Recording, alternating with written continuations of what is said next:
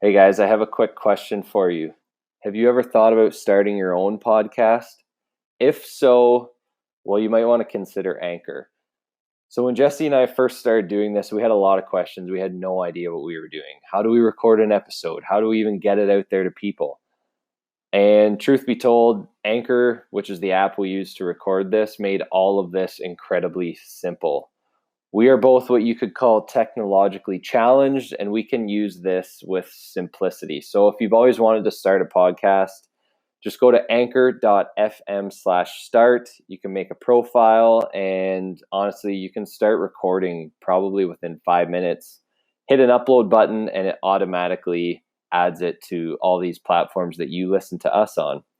So again, that's anchor.fm/start, and you can get started right away. We are, yeah. We're going to talk some assessment stuff today on both ends of the spectrum. Yeah. I think. We got a lot of different perspective just through the question up quick on Instagram. Yeah. I forget how I worded it. I can pull it up right now. Basically, just trying to get a sense of how people track their progress. So I said, what do you do to assess your movement and fuel? So movement as in training and fuel as in nutrition. And so you were talking like track your progress, right? Yeah, that's it. Yeah. And I think for you as well, like when we talk about assessment, we're checking in on like big milestones or something like that. Like we've run through a progression of some kind or some sort of elimination trial for like a nutrition standpoint, or like eating window or macronutrient breakdown or whatever you're working with your clients on from a nutrition standpoint. And for me, like we've done a strength progression or some sort of conditioning work leading up to an assessment. It's like my approach to that was, how do people that we don't work with that are in the audience, how do they track their assessment? Yeah. And I got completely different stuff, which was really cool. Yeah, it gives us stuff to talk about. Yeah, because I got answers from people that I would say they exercise for health as a priority. I got answers from somebody who does some local competitions in like an intermediate or scaled division. So not necessarily a competitive athlete, but somebody who likes to compete at their level and kind of prove their fitness on the floor. That way they just enjoy the sport clearly. And then I got answers from like national level weightlifter, Kayla, and then some regionals athletes, RIP regionals, and how they track their stuff. And the difference as it trickles down from somebody who would be elite in their sport to somebody who likes their sport and competes in it to somebody who's just doing this for fitness, and how wide of a gap the responses actually were, like in terms of like specificity to each piece. As you go further away from doing this for health, the more specific the answers got. It was pretty cool. So what would you say, I guess you kind of just alluded to it right now, is the specificity, but what would you say were because I haven't seen the answers yet either, the biggest differences from like, say, the rec individual versus the competitive individual? And we can start with either one. We'll start with either one you pick. Yeah, it was real simple difference actually. One was like all data points, and the other one was feel. Oh, interesting. In all the answers, the health person went more on feel things. So feeling of like clothing, feeling in terms of like mood. Yep. Drowsiness through the day, stuff like that. And then on the other end, from an athlete's perspective, it's like videos of training to see technical flaws, tracking morning weight, looking for weekly average fluctuations in terms of like how their nutrition affects their inflammation. Yeah, quantifiable. Yeah, lots of numbers on the high end and lots of feelings on the recreational end, I guess, or health end, I guess, not recreational. Recreational will be the middle ground, I guess. If we're going health, recreational, and then like elite. And And I mean, one person had to email me their answer because they're like, it doesn't fit on Instagrams. So I got one text, I got one email because their stuff didn't all fit. So that just shows like how in depth the difference is there. I mean, and it gets even to details of like during strength. So for the CrossFit athlete, during strength training, during conditioning portions, gymnastics and volume, assessing how you're feeling at the end of the day relative to the volume and intensity of that day, and reflecting back to it after they've already checked in the morning to see like, okay, this is what I'm doing today, and this is how I'm going to set up my meals in order to be successful in getting through this training. And if people are listening to that and they're like, oh, that's crazy, it's like, well, you're not serious enough then, because this is what the best people in their sport are doing. Yeah, if you're committed, I think that's what you have to do. Yeah, that's the difference. It was pretty cool. And you don't have to be committed. You just have to make that decision. That's right. We already talked about that though. Yeah, it's just funny the know what contrast. You are and what you want to be, what you want to do. Yeah, because you don't have to go into that detail on. Yeah, I like borderline obsess about it, but obsess, it's not a bad thing when I say no. Yeah, it's just commitment. It's a commitment. Yeah. So, what are your major assessments that you would use? So let's say, well, we can just kind of go through like sequence of events. So athlete comes to you. What would your initial assessments be? And of course, maybe you'll talk a little bit about this, but I'm assuming it'll obviously depend on like their specific goals, training age, the rest of their lifestyle, and on and on and on. But it'd be nice to hear that perspective from you. Yeah, I think when somebody first inquires, in terms of like wanting or showing some sort of interest in working with me, there just has to be a little bit of pre-framing kind of, or that's not the word I'm looking for. Pre-screening is the word I'm looking for. Pre-screening in terms of like, am I a good fit for this person? And then on the flip side, is this person a good fit for me?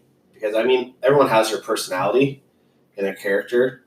And I mean, I've fairly strong personality. Like I'm kind of the same everywhere all the time, and I'm not going to change that for anybody.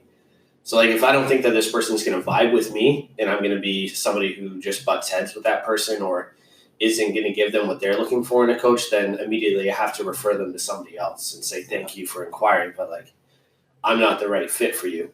Because there's a lot of shortcomings. Like every coach has strong points and shortcomings. And I mean, you have to know what those are when you're going through that initial phase and be like, so for example, if somebody wants somebody there to like hold their hand, pat them on the butt and say, good job. Like, I'm not the guy. That's not me. I'm not going to be your cheerleader. It's not in my personality to do that stuff. I'll be there to support you and talk you through it, but I'm not looking for cheesy pump up conversations. I'm not looking for motivational quotes. I'm not looking for that sort of thing. I'm looking for like, what are you actually going to do? Because I know what I'm going to do for you. So what are you going to do in order to follow in that plan? And is that going to be a good fit? If it's not going to be a good fit, then I don't want to waste that person's time or money, because then I'm just stealing from them. Well, and even from a business standpoint, I've found this a lot as well. Like, to be there for that, whatever you want to call it, like additional emotional support, like that's like a separate business on its own. Like if you do want to go down that road, you know, fine, kudos to you. Like it's not for everyone, but whether or not you do it is your decision. But just in terms of like a business time perspective, like that is incredibly time consuming and just, well, I mean, even just using up your kind of personal energy that you have to provide services to these people, like that can drain you. And obviously, you know, on the phone, on the email, constantly chatting, constantly, you know, do this, do that.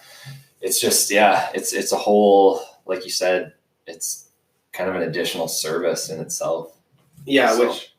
That dependency can kind of start, right? And that's just unhealthy in anything if you're dependent. I mean, it's been relationships in my life, friends, family relationships, things like that, where the dependence builds up, and then it just never works out because there's too much of an expectation that's not being met on the other side. It's just not healthy at all. But I think once that's kind of done, that initial kind of like character check. Yeah. Like, hey, is this going to work? Business. Like, you know, then that's more of the like personality check, I guess, or the pre-screening thing to see if it's going to be somebody who's going to work with me. Now, I guess I'm coming at this from an angle of more of like a remote coaching or like a programming perspective, because that's what the majority of my business is now. I don't do a whole lot of personal training, but the stuff that you're talking about with the emotional support and the life coaching side of things, that's a service that can definitely do, but that comes at an additional fee, obviously, because that's a personal training commitment. And then you're paying for sessions, you're paying for programming, you're paying for those consultations, you're paying for your assessments. Like there's additional costs to that. Which I have a couple people that do that with me. And I enjoy that a lot. I don't take on very many of them because of what you said. It's a big time commitment on both sides. And if one side isn't going to match it, then it just doesn't really work out. So once that part's kind of, and most of that's, you can kind of get an idea of that through email, Instagram chatting, maybe a quick phone call, like a pre-screening call, just to touch base and see. And then if it seems like it's going to be a good fit, then the next part is just talking about exactly what they want to accomplish and what sort of commitment levels that they have. I'm not sure what's your initial thing? Yeah, so a lot of similarities. Definitely an initial phase of just kind of chatting with the individual, kind of trying to get a sense of kind of who they are, where they've been, what they're looking for. And then similarly, if I feel like there's someone I can help out, that's when I'll just jump right into the kind of the nitty gritty stuff and actually go into like an assessment and look at some of the stuff you alluded to earlier, more along the lines of quantifiable stuff. I mean, this is actually something that I've kind of totally revamped as of late. It's a lot more dense now. I used to use, and I think this has just been part of the learning experience, I think. I've just found through working with different people that the information I was getting kind of earlier on, I just wasn't satisfied with. Always felt like there was still kind of lingering questions that I had, or questions that would pop up. And then, well, what does that do? Well, then it leads me to usually like my phone or my email, and I'm contacting this person constantly being like, hey, like, how's this? Do you have a history of this? And so on and so forth. And so I essentially just made my assessment significantly more in depth, try and hit on kind of all the points. I'll get into a few more of those specifics later on, but yeah, so far it's been amazing. Because then if I do, we get a month or two into the program, maybe something pops up that I didn't think of initially that I'm wondering about. Well, then I just go back to their initial assessment and go, okay, here it is right here. This is easy. I can implement this change, and then kind of proceed. And I think it's a lot of questions, in fact, that people haven't necessarily thought of before. Maybe some of them, because it's not just your general, like, how do you feel on a daily basis? Like, how do you feel when you wake up? It's a lot more specific, and it kind of forces people to do like an in-depth assessment of their personal health, which I don't think people get the opportunity to do very often. So it's kind of valuable in several ways. Like, one being, it is providing the additional information for me, like I said, so that I can always come back to it and refer to it. But also it's kind of like forcing them to do this kind of check-in with themselves. And I think it's just a good place to start, because right away they're kind of holding themselves accountable and being like, like, I can't lie to myself. This is true. This is not true. And so on and so forth. Mm-hmm. That would do a pretty good job of like pre-qualifying people for you as well. That too, yeah, because if they get back to me and be like, hey, I'm just like, I don't want to fill this out, I'm just looking for a meal plan. Well, okay, I can refer you to someone else. That's right. Because it's just not what I'm interested in. Yeah. You can find that anywhere. And I'm not trying to provide something that is a dime a dozen. So yeah, that's a good point. Actually, I never really thought of it that way. I think that just naturally happened, I guess. Yeah, well, it's like you have a standard of, we'll call it like a standard of care. Obviously, that's a lot more of a medical term than what I mean in this context, but it's like you do have a standard of care for that individual that they have to be willing to put themselves through in order to get better, because that process that you're talking about is really uncomfortable. Yes. I can make an assumption for everyone. I don't know if that's true or not, but I know if I went through that would be really challenging. Because you find certain things that you like to do, and then it's like, well, I like that, and I know that's not the best thing for my health, so am I actually going to work to change this? Yes or no? Yeah. But for you, in terms of like your business, like make sure that you're working with people that are just as committed to the plan than you are, because you're going that next step, and you know all the work that you're putting in on the back end to create that system for them. And if they're not willing to do a little bit of work up front, then it's not really somebody that's going to be committed to your plan or trust you anyway, so it's not worth it. Yeah. I feel that for sure. Yeah, that's a very good point. I agree. All that initial stuff, I lose a lot of people in that initial phase. Really? Oh, yeah.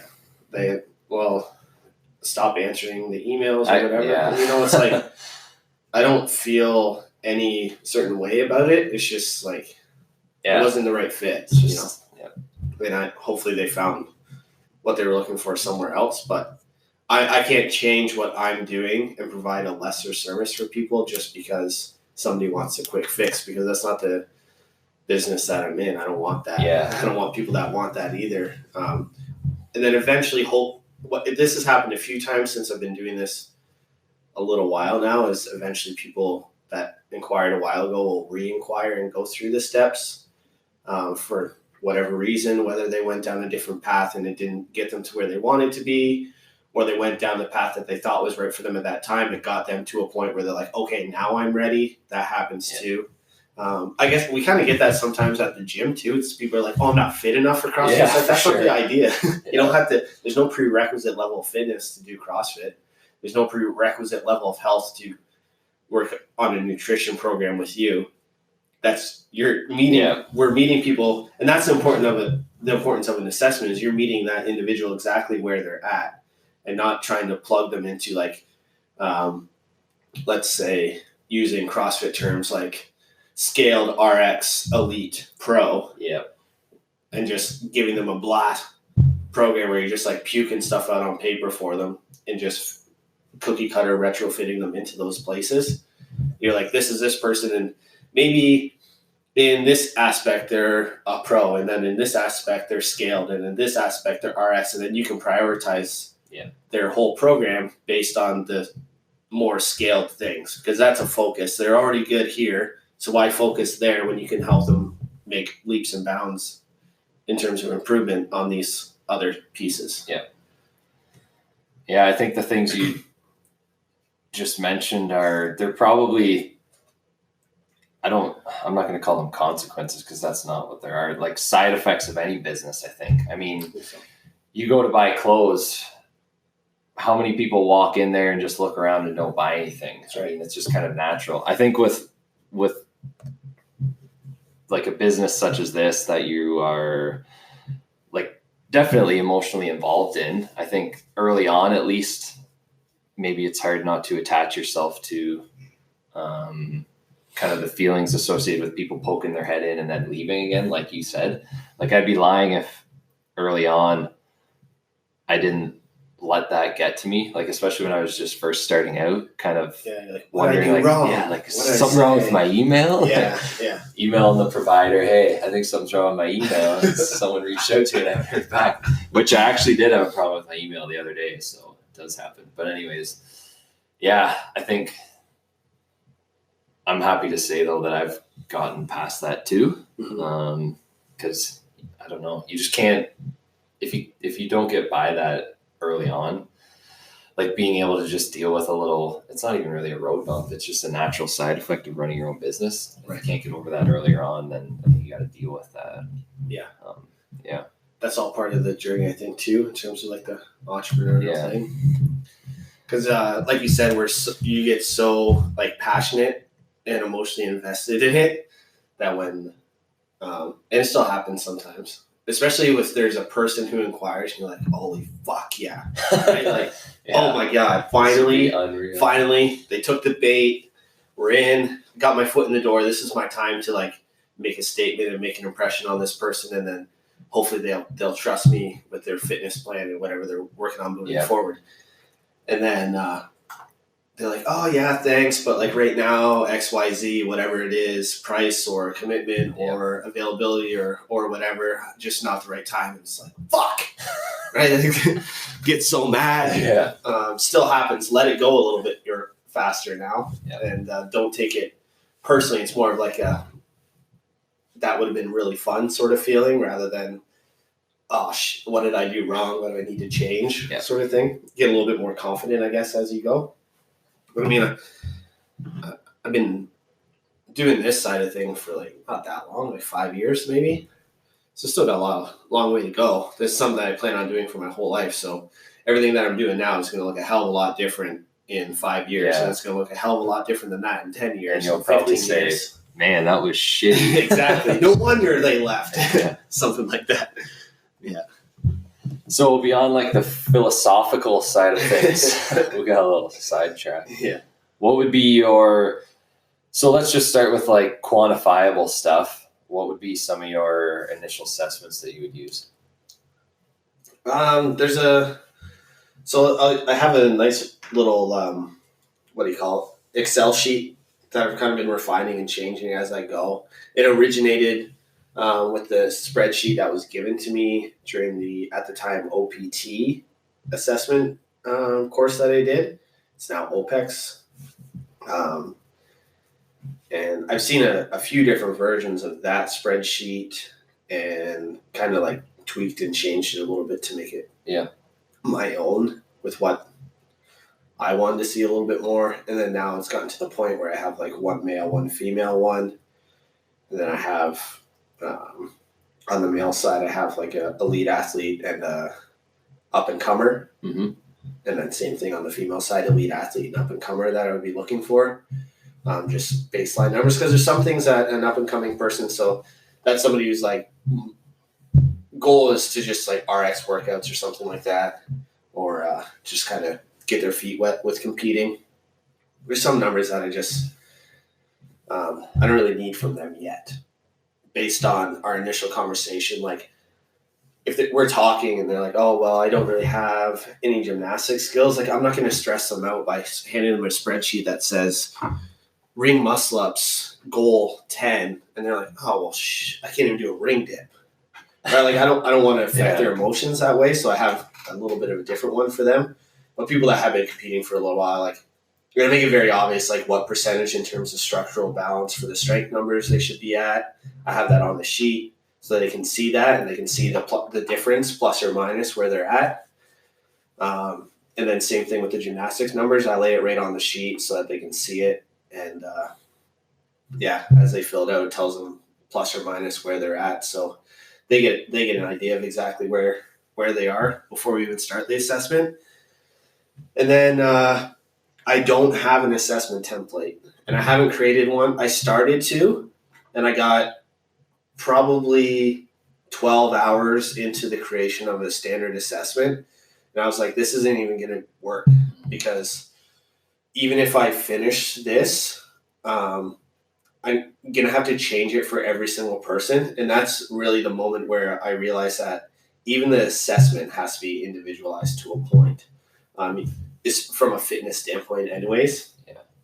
Because, for example, like say for back squat, usually like you want your front squat to be about 85% of your max back squat for structural balance. That's a pretty standard one to kind of go off of. So 85% of your back squat should be your front squat. If that matches in terms of like strength, then why even worry about that in my initial assessment phase, right? Because in terms of strength balance, like we're in check there. So I don't want to test their front squat and back squat when they're at max, when they know it, number one, and two, it's balanced. Yeah. So there's no real questions for me there. But then they're like, oh, well, I don't know how many strict handstand push-ups I can do in 5 minutes. I'm not sure how many unbroken chest bar I can do. Like that stuff has to be in there. Yeah. Or what's your max power snatch? And they're like, oh, well, my max squat snatch is 95 pounds, but I don't know my power snatch. It's like, well, we need to know that. So that has to be included in the assessment. So I get that initial spreadsheet back, and then from that, I create usually anywhere between a 1 week and a 6 week assessment phase, depending on the person and how. Usually, the more advanced they are, the longer it is. But that isn't always the case either, because some people have a lot of numbers once they reach that point. So it's it's like a weird sort of like graph chart, I guess. Like as they get more experience, the time of their assessment increases, and then it hits a point where it drops right back down to only needing to be like 2 weeks, because they have so much knowledge of their abilities and where they're at. That's like, well, I just need this, and this specific assessment that I use for whatever reason I have for that person to do it, and then we can jump right into our training. Right. And then some people, those cases, usually it's like a training and assessment phase where with the stuff that I already know, I can start a couple progressions, typically strength progressions, throughout their assessment phase. And that would extend out the assessment phase a bit too, because if they're doing a strength progression, I don't want them to be like back squatting and then testing a max squat clean like the next day or something like that. So typically I have to space things out a little bit more and work through it. So that really didn't narrow it down at all, but that's I like that. It's a good kind of overview of things, though. Yeah, it's so variable and fluid that I don't have a template or a system for it. So the responses to the question that you posted on Instagram, were the responses more so in regards to kind of assessing progress along the way, or were they more so in response to like initial assessments? They were along the way. That was the shocking part for me, because I mean, I think I don't want to speak for you, but like I think from your perspective, when we were chatting about having this topic, is kind of like, how do you assess like at certain milestones or at certain points to track your progress? But all the responses I got were like a day-to-day thing, which was pretty cool. That is interesting. Yeah. Like for example, checking in on your recovery from day to day.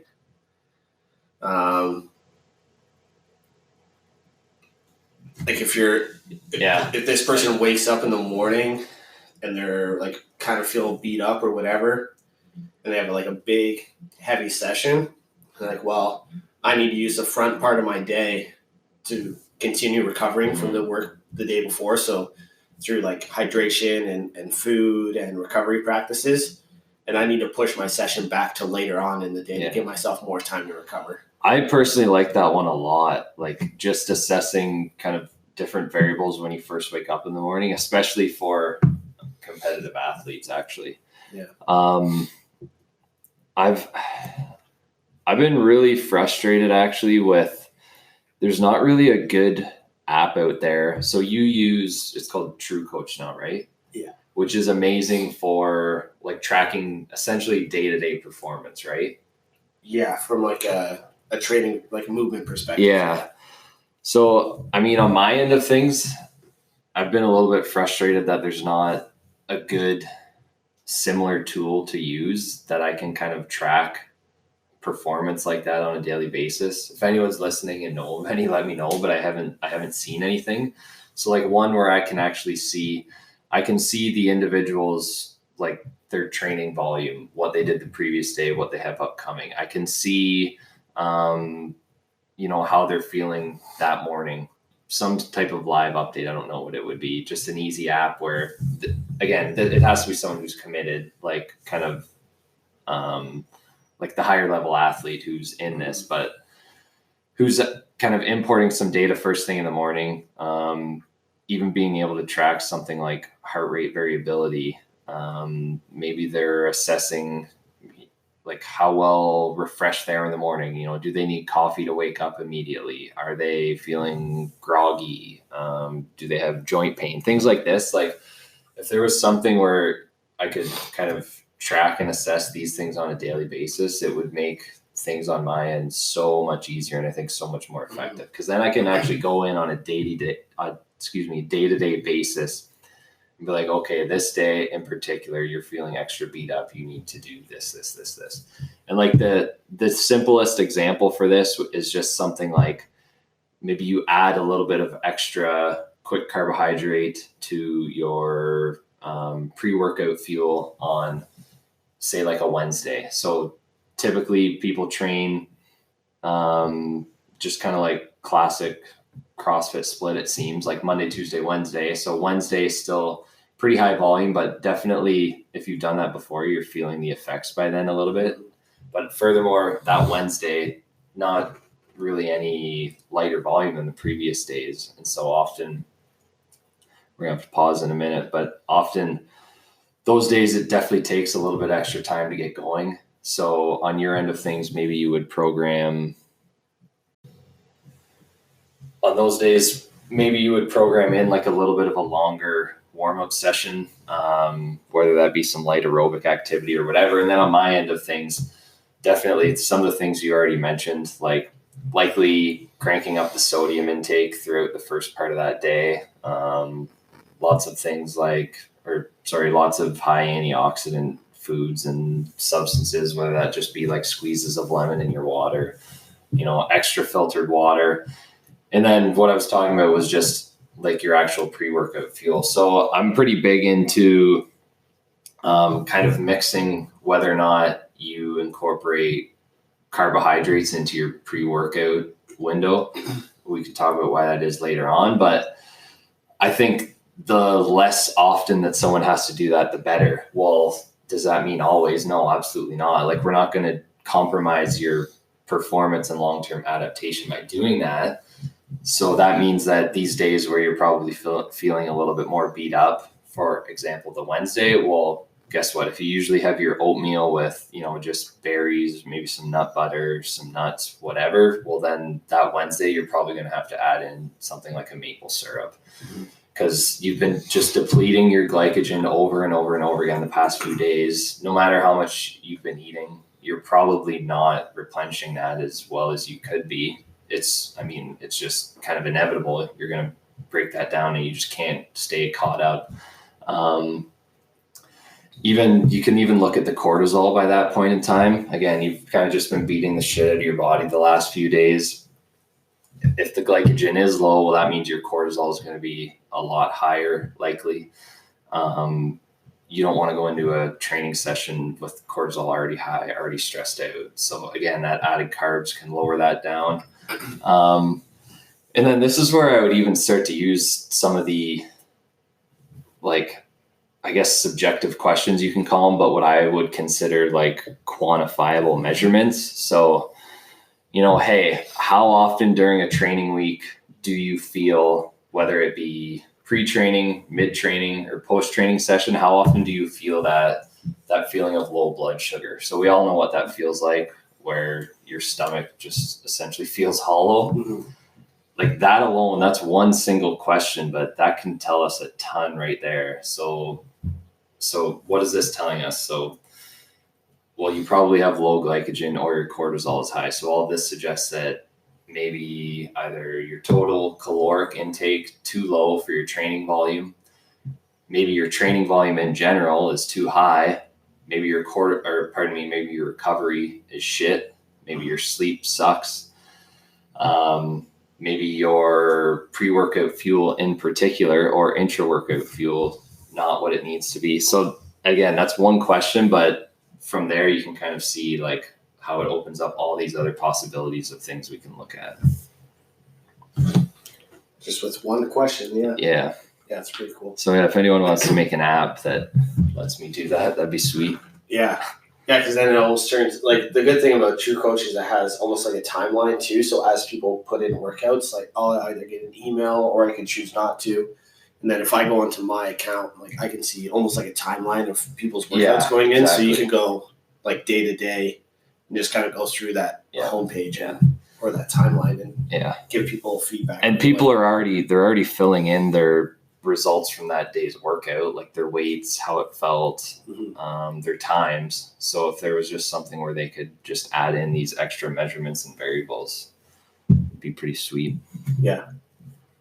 So I mean, like all that initial stuff that both of us do is kind of like that's not the only time that these athletes are going to be assessed. So I'm curious from like your standpoint, how you determine when to kind of reassess, and what that would kind of look like for your people. So kind of a mix of quantifiable stuff as well as the other quote unquote how you're feeling stuff, but more specific.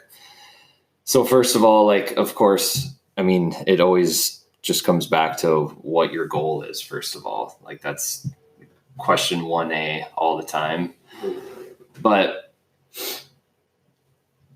kind of regardless, I mean, most often people are, I shouldn't say that, not most often, because if it's an athlete, they don't necessarily care. But a lot of the times people are concerned with body composition, right? So that's usually one thing that I'll look at.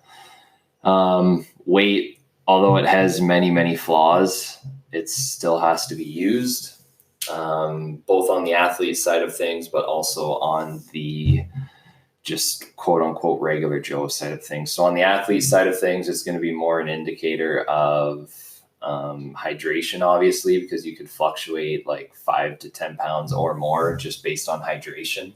Could even fluctuate based on inflammation, actually. So if you wake up sore as shit everywhere the next day, well, those muscles are inflamed. They're going to be harboring extra fluids, essentially. So even that can bump up your weight a little bit.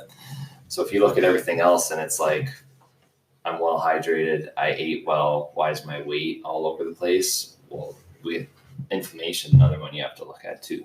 On the other side of things, obviously, if the goal is body comp, body weight, important, yes. But the same reason it's valuable for the athlete is another reason why it's kind of just has to be taken with a grain of salt with the other people. Fluids can fluctuate. This is why people on a ketogenic diet might rapidly lose, again, 5 to 10 pounds right out of the gate, first 1 to 2 weeks. Well, often it might be some fat loss, but more than likely it's probably predominantly just fluids because glycogen is, again, harbors most of the liquid. When we're talking about weight fluctuation, so if you're getting rid of most of that glycogen because you're getting rid of carbohydrates, well, then that's going to affect your weight. So then you have to tell the person, like, hey, this is probably just a fluid thing. So if you're doing body weight, then you have to have something that actually tells you whether or not this is fat loss. So usually if people are willing and interested, it's always super helpful for them to do something like an in-body or a bod pod that actually shows their fat mass, lean body mass. And I mean, all of those absolutely have their own flaws, but if you're using that same tool consistently over time, then it's incredibly useful because it's right. Like it's repeatable. It's the same flaws every single time. It's like using a scale that weighs heavy. Well, it doesn't matter. If you just use it every single time, you can still track changes. That's a big one. And then measurements too, I think very, very underrated, especially waist circumference. So central obesity just fat mass around the midline. This is where most people hang on to the majority of their fat. So if we see a decrease in a measurement there, that's a great indicator that you're improving body comp. But even, again, you have to look at these other things. So like inflammation. So if you have inflammation of the gut, well, you're literally going to have like some like enlargement and swelling of like your intestines, and that can push out on your belly, which will make your waist circumference a little bit larger. So if we see decrease there, I mean, probably a good thing either way, but then you can kind of go back in and say, okay, is this probably changes to body weight, due to fat loss, or is this an inflammation thing due to changes in gut health and inflammation? So those are a few. There's like so many that it's hard to even think of specific examples now. Heart rate variability is another one that can be very, very useful. I can't say I've used it with a lot of people just because it is, I guess that one's probably more of an athlete thing as well, because that's something that you kind of have to do first thing in the morning when you wake up. So extra commitment. But that's an awesome indicator of essentially how much stress your body's under. Right. And I think we've talked a little bit about that one before, but if you take someone's heart rate variability after, say, a CrossFit competition, it's going to be in the shitter. So you could track that for several days after a competition to determine when they should go back to training. Or even use it leading up to a competition, right? If you track HRV for a long period of time, you can correlate their HRV with, say, their best workouts, and then you know that that's kind of their peak potential. Well, then you try and replicate those conditions leading up to a competition to kind of optimize their readiness for that competition. So it's another super useful tool. Those are kind of some of the main quantifiable ones, and then I have just a long ass list of more subjective like questions. The biggest thing for people to kind of take away from that little rant you just went on there, from my perspective, listening to you talk, is like I'm listening to you and it's like one after the other, there's all these things, but like the listener has to understand that if you want to determine the cause of all these changes that are going on to your body and get rid of the guessing game and like the, oh, well, that's just the way it is mindset, that's the stuff that you have to have in place in order to find the actual cause. And then from finding that cause, that's how you can prevent these things from that cycle from continuing to happen. So there's like kind of two routes you can take. You can find as many metrics as you can possibly find and do your due diligence to find out the causes of the things that are causing you any sort of ailment or discomfort or irregularity or frustration in your journey of whatever it is, whether athletic or health or whatever. Or you can continue on your cycle of unknowing things and just blaming random shit that isn't even the cause and just getting mad at everything and everyone and not get better. And I don't think there's a middle ground. I really don't. I think a lot of, and I see it on Instagram a lot now, where a lot of people are like, it's like, well, like, be easy on yourself, but also don't. Like, if you want the easy way and you want to be easy on yourself all the time, then you're going to get the easy results, which are nothing. If you want lasting results and clarity in what you're doing, then you have to be hard on yourself and you have to kind of, get uncomfortable and experience that little bit of discomfort every single day that it takes to do those things, because that's what separates the people that don't do what they say they're going to do and the people that actually accomplish what they say they're going to accomplish all the time. And it doesn't matter what it is, whether it's like health or business or anything. That's the main difference. There's people that talk about it and be like, oh, go be easy on yourself and love yourself and this and that. It's like, okay, cool. But also, if you actually love yourself, you're going to do these things to make yourself better. Yeah. Well said. Yeah. That's my rant about that. Good old Instagram always gets me fired up. There's always something every week. Oh, God. Yeah. Another thing I thought of during my rant, once I was done it just kind of reminded me how bad Keelan and I need to get a dog. Because that there was one tiny little example of some of the poop that goes through my head when I'm working on a daily basis. All that poop is probably something that goes through my head in like 60 seconds. So long story short, if I'm doing that for a full day for hours on end, it definitely gets to a point where I've just been so inside my head for so long and I'm like, yeah, get me out of here. So if we had a dog, that'd be amazing. Then I could just kind of, do some work, take a break, take it for a walk, talk to it. Yeah. Gotta get a dog. The apartment grind. No loopholes? No, there's absolutely no loophole. Tied it tight. Keelan was looking at the lease. Actually, it's funny because I think this was like last Saturday. So crazy Saturday activities. Yeah. Looking through the lease, see if there's a loophole on having pets in the building, and it was like big bold letters. No cats, no dogs, even went as far to say as like no birds, no reptiles, no pets from people visiting. Like, Oh, wow. very clear and concise, and not leaving any room for error. They tighten it At right all. up. Yep. Ugh. And Well, it would be hard to sneak in like a fully grown lab. yeah. Just have to stay up here, though. I know. That'd be a problem. Yeah, would be an issue. Got the balcony and that's it. Yeah. Feel bad for the guy then. Yeah. So, I mean, obviously there's a lot of things that you constantly are checking in on in terms of like day-to-day stuff to find trends and then kind of reassessing that way, I guess, by the sounds of things. Yeah, essentially, yeah. Yeah. So it's really frequent in terms of like actual assessments. Yeah, right now I'm doing, I'll do bi-weekly check-ins with people, like either meeting with them in person or like a Zoom call online type thing. Mm-hmm. I mean, that has its flaws too.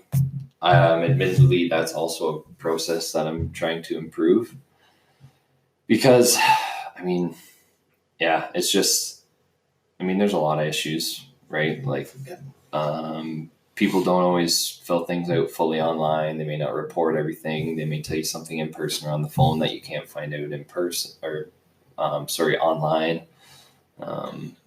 Then there's the issue of like constantly typing things out, especially when you have a bunch of ideas. Mm-hmm. Like, it can be frustrating trying to type out something that would take me 30 seconds to say, but would take me 20 minutes to type out. Yeah. Do you have Evernote? I do. It's amazing. Yeah.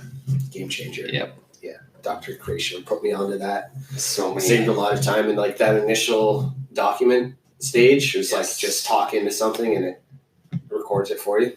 Game changer. Man, I didn't know about that one. You know, you can talk to it? No. Yeah, you can talk to it. That's on Evernote? Yeah. Damn. Yeah. I'm looking at the kind of the link button right here, and I use it all the time, and I didn't even know I had that. So, yeah. I'm going to do that for sure. Just like voice recordings or whatever. Similar to like when you're talk to text. Yeah. Same idea. There's a lot of mistakes in it because, but I don't know, we talk funny, probably. But a little different than a computer, but it's definitely easier to correct that than it is to correct your paragraph of me. I'm like 2-finger typing. Yeah, I use it for blog posts. Oh, that's genius. I would just talk, and then it would record everything, and then I'd go through and just edit it. Yeah. I'm embarrassed that I didn't know about that. Game changer. Game changer. No, I don't do blog posts anymore because... Yeah, they are, speaking of time commitment, that's a time commitment. Yeah, totally worthwhile. Just allocating time to where it's most necessary. Yeah. And it all goes through like ebbs and flows, right? Like probably in a month or so, I'll have more time to do that stuff, and I'll try and do a whole bunch of it. That's right, yeah. Yeah. Batching. You gotta batch stuff. Yeah, but right now it's like we had the London Affiliate Cup on the weekend, got the age group qualifiers coming up. Just got my mind in too many places. Even if I set aside time to write a blog post, I wouldn't do it. Not a chance. Not right now. I feel you. I'd be like, oh, it's my hour to do a blog post, and I would just sit like a potato. So I'm just going to keep doing what's necessary right now. Potato time is necessary time. Yeah. I don't believe anyone who says otherwise. Yeah. So, do you use like video assessment as well, or what would be your major, I guess, testers that you use along the way then? Because we've talked a lot about kind of initial ones. Yeah. Like reassessment stuff, it's always going to depend on what their cycle is for that time and what the priority is at that time relative to their either competitive schedule, or if they're not competitive, just the plan that I had laid out for the year and kind of goals that they had and we came up with together in terms of metrics that I can keep track of for them. For me, like in my programming, all the side effect stuff, which I would include like body comp, muscle gain, things like that. I put the ownership of that on the client themselves, taking care of their nutrition, taking care of all that stuff. Like that's not my what they're, especially, again, I always just talk from like a programming standpoint because that's the majority of what I do. Like that programming doesn't include that stuff. Like that's more of a personal training or remote coaching sort of service that you would get. Yeah. Which requires a little bit more time and attention, which I do for some people as well. And I enjoy that a lot too. But if somebody's paying me for programming, that's what I'm going to provide for them. I can't, because it wouldn't be fair to those who are paying more for that service to receive the same as somebody who's paying less. You know what I mean? Yeah. Totally.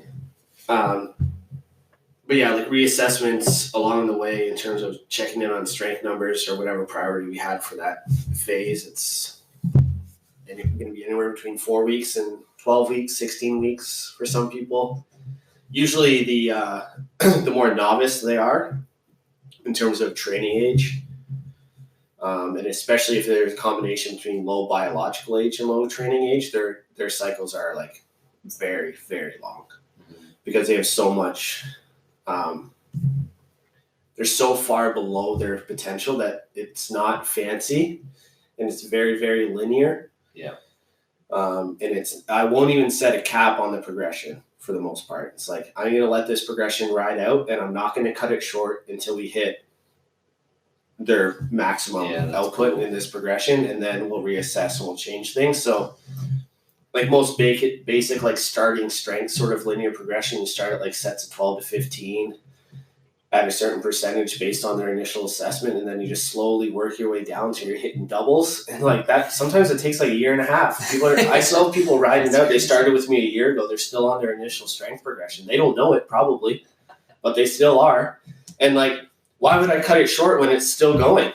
Like they're leaving so much on it. It's such an easy progression and it works every time. Yeah. Yeah, why change it? That's the whole point of programming, right? Is to constantly vary it so that they get away or don't hit a plateau. So, that's right. Yeah. Yeah. It's like, yeah, it's pretty fun to watch. So in that phase, like you can see people go from like a 125 pound back squat to like 300 pound back squat in 2 years, easily following that progression. If it's dosed appropriately in this proper progression, those are fun to see. I think a lot of people, and I was guilty of this initially. It's like people kind of like, oh, when can I test my winner at max? And I'd give in. I'd be like, next week. Yeah. Right. Knowing that's, at the time, I didn't know that I was doing them disservice. Right. I thought I was giving that client what they wanted. And sometimes when you're first starting, it's like an operation out of fear thing. It's like, oh, this is what the client wants, so I have to give them what they want. Right. And now I'm very much not like that. Not to the point, like if I listen to feedback and I'll implement things that they feel like they need more work on for sure, but I'm not going to change something that's working anymore. So for using a strength progression, I don't have a specific example that I can remember, but say we're like 6 months into the strength progression and we're on 8s. Okay, so we worked our way.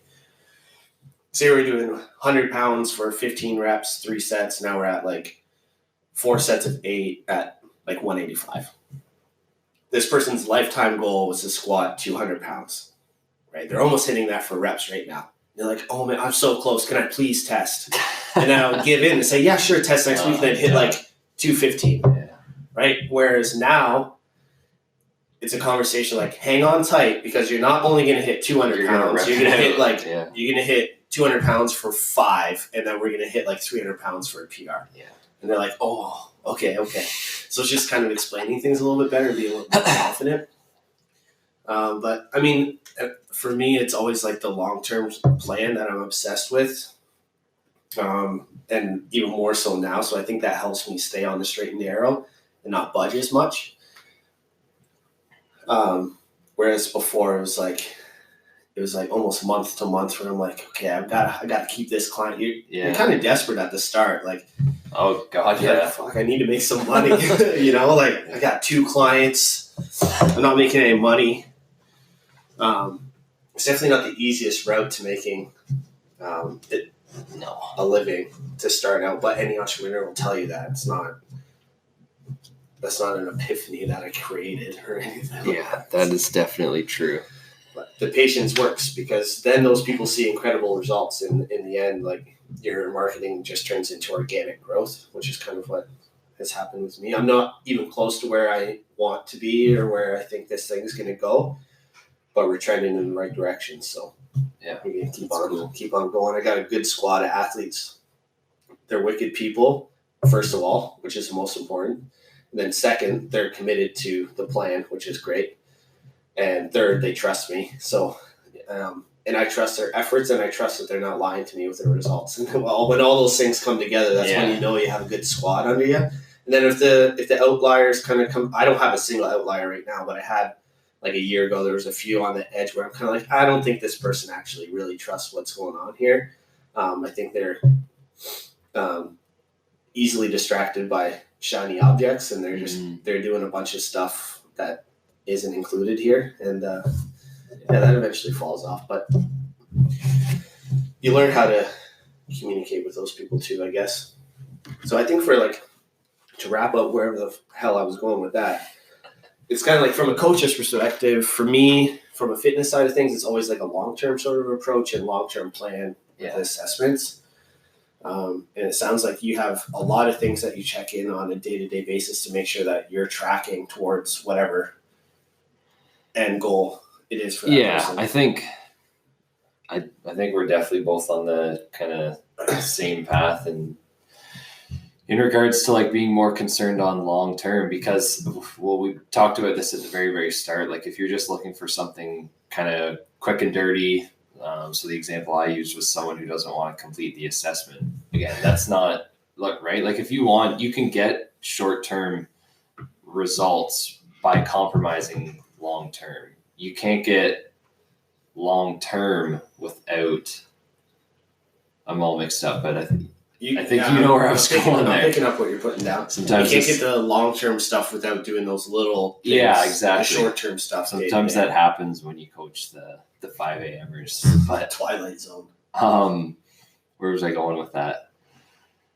Yeah, so I mean, kind of the best example, again, from my side of things, is if you just want to do like the calories in, calories out approach, which, I don't want to confuse people. Like, you can absolutely get results with that.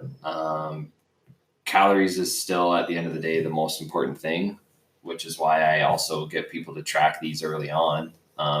Like, the kind of the most popular example, and one I've been talking about a lot lately, is like this idea of intermittent fasting and fasting. Like, you can fast as much as you want, but if you're eating a surplus, like a massive amount of food in that, even if you're only eating for 1 or 2 hours a day, if you're still eating a massive amount of surplus calories, well, you're still going to gain weight. It doesn't matter how much you fast. Right. I'm just more, I've already explained some of these, but I'm just more concerned with kind of some of the other kind of these deeper mechanisms that are going to ensure long-term success. Right. That's not to say, like, I'm not going to restrict people. And I think anyone who works with me will agree with me. Like, never ever, like, if I have a client, I mean, I just had one that went to Nashville. I have ones that say they're going out this weekend, and on and on and on. I'm going to give them tools to mitigate that. I'm not going to say, you can't do that. No way. Not allowed. So, like, yeah, I definitely agree with flexibility. I'm just saying, again, I like to look at kind of the deeper context, like gut health. How's your bile? How's your hydrochloric acid? Cortisol response? All these things. Because I think if people are coming to me, they're more concerned with, this is a simplification, but how you're actually feeling on a day-to-day basis, not just how you look in the mirror. Because I think you can and should have both. Right. Yeah, totally. I think a lot more people struggle with things like sleeplessness or grogginess or like low libido or stuff like that over like caring about having a little bit of, I don't know, a little extra fat. That's right. Yeah. Like, at the end of the day, those aren't really the important things. If you can't sleep, probably medicating in some way, either self or otherwise. And then that's going to lead to grogginess because you're a sleeping pill or it's a vicious cycle. Bottle of wine hasn't worn off yet, right? Like, yeah, it's a vicious cycle. You're right, for sure. How much time we got there? About 90 seconds, unfortunately. Business. Okay. Let's talk about, because we've kind of outlined our long-term stuff. I'm going to just rapid fire off some things that you can do on a day-to-day basis. And this is I like that. From like an athlete perspective. So in regards to your training, when you look at your training in the morning, just assess how physically demanding the work's going to be. Is it cardiovascular based? Is it strength based? And then you can adjust your fuel and you can adjust your timing through the day accordingly in terms of when you're going to do what session. I always recommend conditioning in the morning, strength at night, because you're more full at night than you are in the morning. And fasted cardio, you just did a little bit on this on your Instagram page, can go a long way. If you're actually recovered or not, did you sleep, things like that. Track things as you're going through your workout other than just weights. How are you feeling? How many breaths you're taking between movements, how you're breathing through your movements, your positions, your mobility. Yeah, we got to talk about breathing sometime. Yeah, breathing's huge. Yeah. And then at the end of the day, just see how you're doing. If you're tired at like 9:30 and ready to go to bed, you're probably in pretty good shape, right? Like everything went well, and you're set to go. And we got to let you go. We're going to run out of time. Okay, catch you next week. Peace out. All right, now we're done.